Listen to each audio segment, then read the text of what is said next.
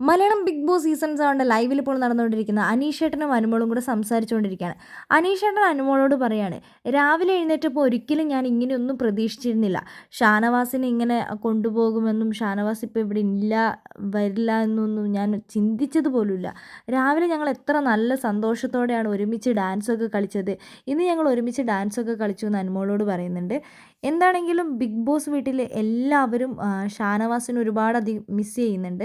അപ്പോൾ അക്ബറാണെങ്കിലും ശരി പറയുന്നുണ്ട്. അപ്പോൾ ആര്യം പറയുന്നുണ്ട് നാളെ ഷാനവാസൊക്കെ എന്താണെങ്കിലും വരും, ഓക്കെ ആയിട്ട് വരുന്നു.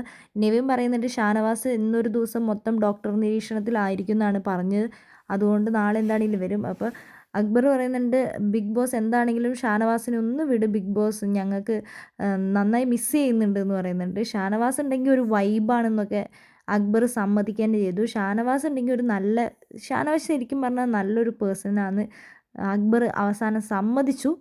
അനുമോളെയാണ് ആർക്കും ആർക്കും ഇഷ്ടമല്ലാത്തത്. അനുമോളെ ഇഷ്ടമല്ല.